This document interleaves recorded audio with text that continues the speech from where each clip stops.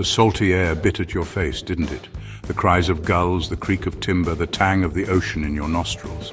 The sea, she calls to some, whispers promises of adventure and riches untold. For Captain Blackheart, it was more than a whisper. It was a siren song, pulling him back time and again to the vast embrace of the open ocean.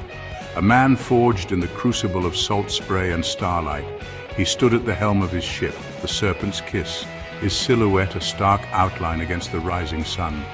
His eyes, the color of a storm-tossed sea, scanned the horizon, ever watchful for the promise of the unknown. Adventure, you see, has a way of finding men like Captain Blackheart. And this voyage, oh, this one promised to be one for the ages. Blackheart, they called him, not for the darkness in his heart, but for the thick mane of ebony hair that framed a face weathered and scarred by countless voyages. He was a man of few words, but his presence commanded respect. His ship, the Serpent's Kiss, was as much a legend as her captain. A sleek schooner, black as midnight, she cut through the waves with the grace of a predator.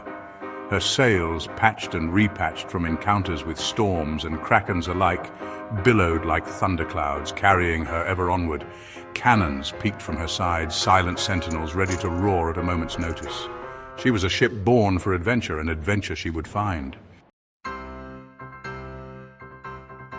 No captain is worth his salt without a crew, and Blackheart's was a motley bunch, drawn from every corner of the globe.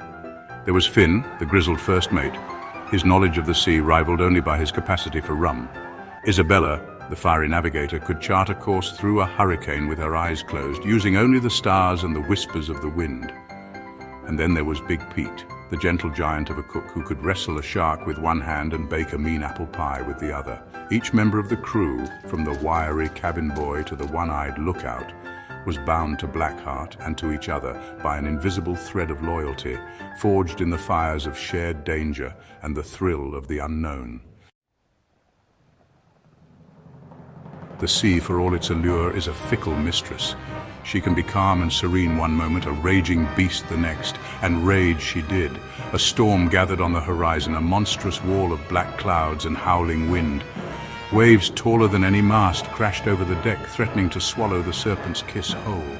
But Blackheart, his jaw set tight, steered his ship through the maelstrom, his crew battling not only the storm but a terror from the deep. A leviathan of legend, its scales the size of shields, its eyes glowing with an eerie light. Harpoons flew, cannons roared, and the sea ran red with the blood of both beast and bravery. Section 5, Land Ahoy, the golden shores of Isla Dorada. Dawn broke over a weary but triumphant crew. The storm had passed, leaving in its wake a sea as smooth as glass and a sky painted in hues of gold and rose. And then a cry rang out, "Land ho, Isla Dorada!" The legendary island of gold shimmered on the horizon. Palm trees swayed in the gentle breeze, their emerald fronds beckoning. Sandy beaches, white as pearls, promised rest and respite. As the Serpent's Kiss dropped anchor in the tranquil bay, a collective cheer erupted from the throats of the exhausted but elated crew. The city of San Espiritu, nestled on the edge of the jungle, throbbed with life. Stalls overflowed with exotic fruits, spices that perfumed the air, and shimmering silks. Parrots squawked from ornate cages, their feathers a riot of color. The air buzzed with 100 different languages, a symphony of bartering and laughter, music and mystery. Blackheart, his keen eyes missing nothing, led his crew through the bustling marketplace. But beneath the surface of vibrant life, he sensed an undercurrent of something else. A hidden tension, a watchful stillness like a held breath before a storm. The island held its secrets close, but Blackheart was determined to unravel them.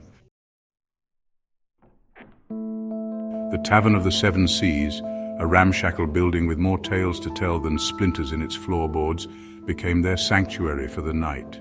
Sailors, their faces etched with journeys past, spun yarns of mermaids and krakens, lost cities and buried treasure.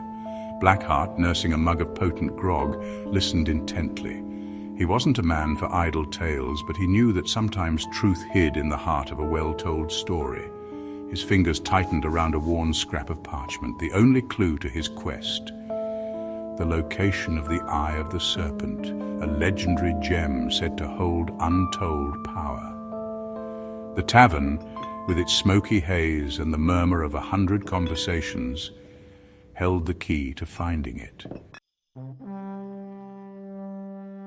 The jungle pressed close, a stifling embrace of emerald green and humid air.